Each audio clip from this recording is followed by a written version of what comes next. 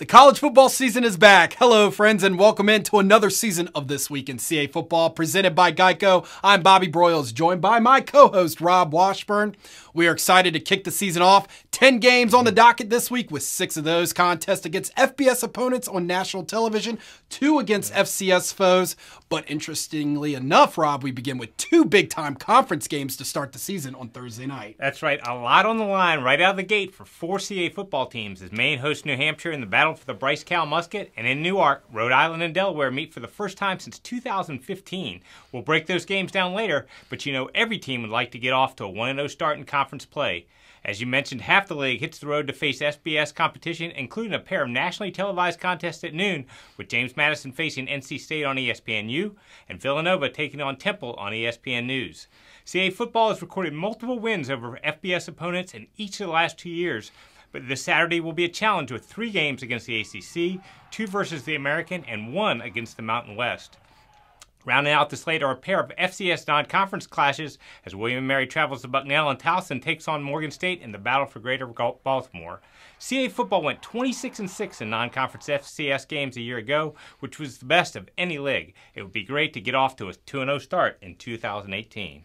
Well, Rob, let's get right to the matchups. We begin with the battle for the Bryce Cal Musket. It is New Hampshire traveling to Maine for a 7 o'clock contest on Fox College Sports Atlantic and the Fox Sports Go app. The atmosphere in Durham last year for this game on opening night was incredible. Should be just the same type of electric atmosphere in Orono. Yeah, this game is always the biggest one on both teams' schedules, and you can bet the fans in Orono will be hyped up to end a 7-game losing streak to the Wildcats. Now, when these teams met a year ago, Maine quarterback Chris Ferguson was making his first collegiate start, and while he threw for an impressive 239 yards and 3 touchdowns, there were also a couple of fourth-quarter interceptions I'm sure he'd like to have back, and a heartbreaking 24-23 loss. Now, Ferguson returns for his sophomore year, and he has a talented receiving core around him with Ernest Edwards, Micah Wright, and Drew Belcher. In the backfield, redshirt freshman Ramon Jefferson makes his Black Bears debut, replacing Josh Mack. There's lots of experience on the Black Hole defense, led by defensive end Keon Whitaker up front, linebacker Sterling Sheffield in the middle, and All-CA cornerback Manny Patterson in the secondary, and they should be primed for a big year.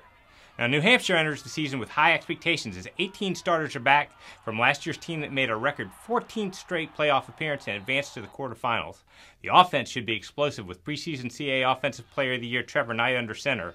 The Wildcats are deep at wide receiver with All-America selection Neil O'Connor and Malik Love, a duo that combined for 167 catches and 13 touchdowns in 2017. The running game should also be stout as Trayvon Bryant is back from injury to join Evan Gray. Now, the Wildcats' defense was really strong down the stretch last season, and 9 starters are back, including leading tackler Quinlan Dean, sackmaster Jawan Horton, and All-CA cornerback Prince Smith. These games have been tight in recent years, and I expect another close one on Thursday. Also at 7 on Thursday night, it is our CA football game of the week on College Sports Live with Delaware hosting Rhode Island. Yeah, this is the first meeting between these teams since 2015, and both will be highly motivated. Delaware is ranked 15th in the nation and has its sights on ending a playoff drought that dates back to 2010. Offensively, the Blue Hens were one of the CA's top rushing teams a year ago and returned ball carriers Kenai Kane and Kareem Williams behind a big and deep offensive line. Now, in a bit of a surprise, junior Pat Kehoe earned the starting quarterback job of returning starter J.P. Caruso and Boston College transfer Darius Wade. The Blue Hens need to be better throwing the ball, and Kehoe will have some weapons on the outside with Jamie Jarman and Joe Walker. Now, Delaware's defense was one of the best in the nation last season, and 7 starters are back. The unit's strength is at linebacker with brothers Troy and Colby Reeder, along with grad student Charles Bell, who returns after suffering a serious neck injury last year. The secondary also returns intact and features All-American Nasir Adderley at safety. Rhode Island has shown steady improvement throughout Jim Fleming's tenure, and they believe this is the year for a move up the CA standings. Juwan Lawson started the final 5 games at quarterback last year and provides big playability with his arms and legs. The Rams' group of receivers is as good as any in the CAA with returnees Aaron Parker, Marvin Beauvais, and Kyrie Denny, who combined for more than 130 catches and 13 TDs last year. Rhodey will be breaking in a new start at running back with junior Zoe Bryant expected to get the nod. The Rams were solid defensively last season and have 8 starters back.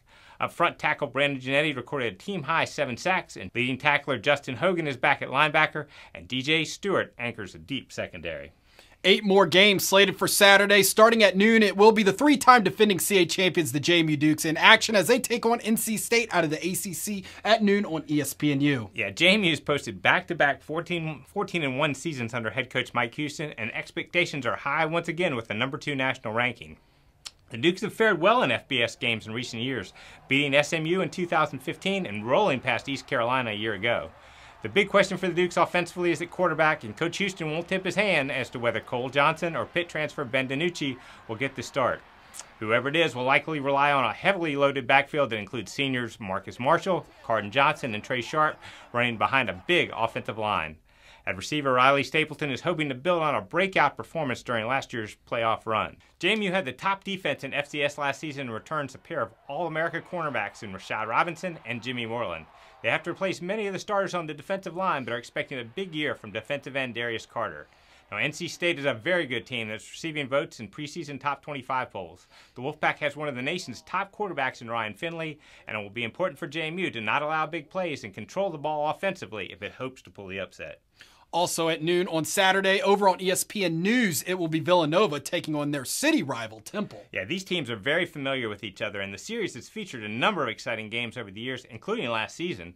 Villanova scored twice in the fourth quarter to tie the Owls at 13-13 with 3:29 to go before Temple booted a game-winning 49-yard field goal with a minute left. The Wildcats' offense, which piled up 402 yards against Temple last year, was decimated by injuries as quarterback Zach Bednarczyk, running back Matt Goodzak, tight end Ryan Bell, and wide receiver Changa Hodge all were lost for the year. With everyone back and healthy, this offense could be one of the most explosive in the CAA. Now, Villanova's defense has been one of the best in FCS over the past several years, and 7 starters are back. Linebacker Jeff Steve made 90 stops a year ago, and the unit gets a big lift as All-America safety Rob Roll comes back from an injury. Now, Temple's coming off a 7-6 season that ended with a 28-3 win in the Bad Boy Mowers Gasparilla Bowl. They feature dangerous big play threats in wide receiver Isaiah Wright and running back Raquel Armstead. At 2 o'clock, Stony Brook heads out west to Colorado to take on the Air Force Academy out of the Mountain West Conference. Yeah, what a great opportunity for Stony Brook to play one of our nation's military academies in a beautiful setting for football in Colorado Springs. The Seawolves are coming off a sensational year, which included winning a school record 10 games and advancing to the second round of the FCS playoffs. Quarterback Joe Carbone had a breakout junior season, passing for nearly 2,500 yards and 23 touchdowns, and his development made Stony Brook much more balanced on offense.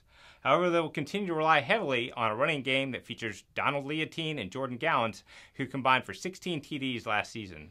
Now, Seawolves' defense was one of the best in FCS last year, using an aggressive attacking style. That should continue with standout linebackers Shane Lawless and Noto McGinty leading a group of 6 returning starters. They'll get a big test on Saturday trying to slow down that Falcons triple option offense. Now, Stony Brook was tied in the fourth quarter against 19th-ranked South Florida in last year's opener, and they hope for a similar effort again this year. At 3:30 on ACC Network Extra, Albany makes the trip to Heinz Field to take on Pitt. Yeah, this is a homecoming for you, Albany head coach Greg Gattuso, who grew up just down the road from Heinz Field.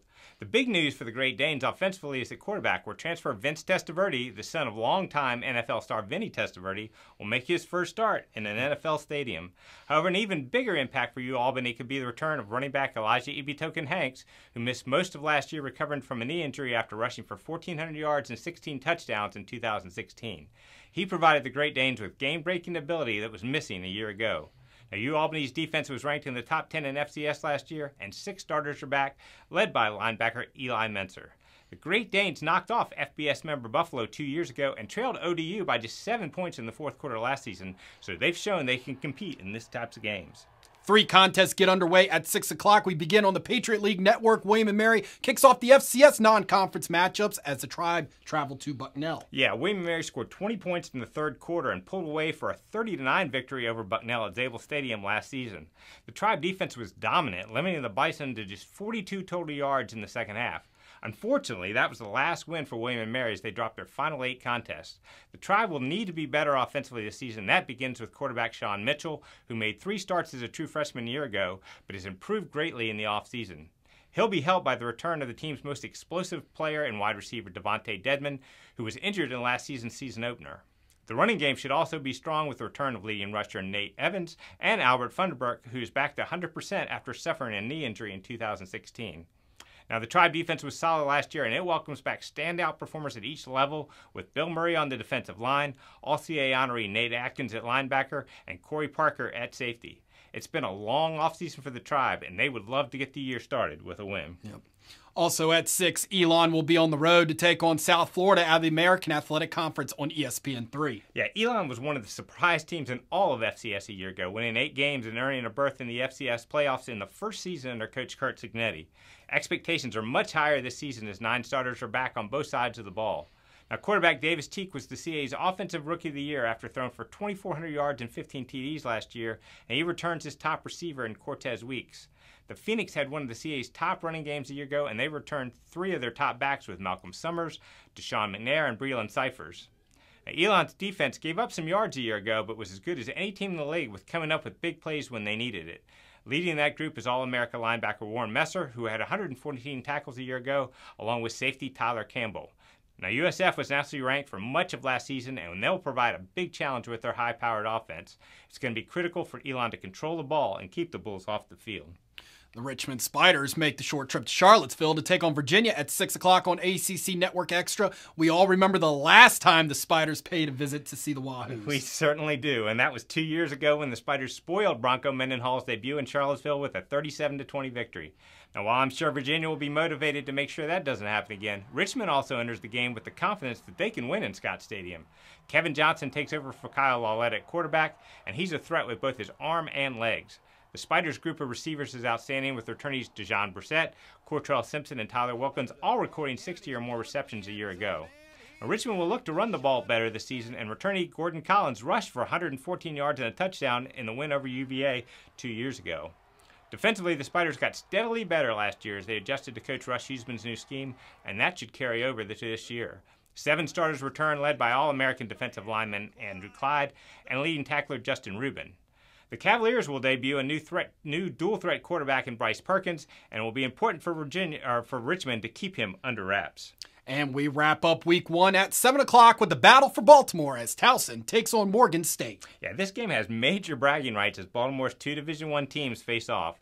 Last year's game was a defensive struggle, with Towson pulling out a 10-0 victory as they were able to force 4 turnovers. The Tigers have had a spirited quarterback competition between returnee Ryan Stover and transfer Tom Flacco, the brother of NFL quarterback Joe Flacco, and Coach Rob Ambrose is excited about the possibilities of both of them. Whoever gets the nod, he'll have the luxury of Shane Simpson behind him in the backfield. Simpson was one of the most explosive players in the CAA as a freshman, and he'll give the Tigers a big lift. Now, Towson's defense has a chance to be very strong. The unit features a veteran group of linebackers in DeAndre Wallace, Keon Pay, and Robert Hayward, and Monty Fenner provides a veteran presence in the secondary. Now, Towson closed last year with 3 wins in their final 4 games, and they'd like to continue that momentum going into 2018.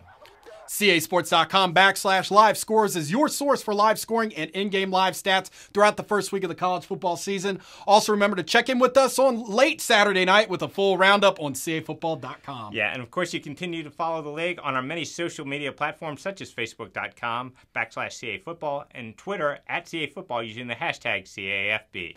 Football is back. Time to get these games kicked off. Good luck to all the CA football teams this week. Enjoy the games, everyone.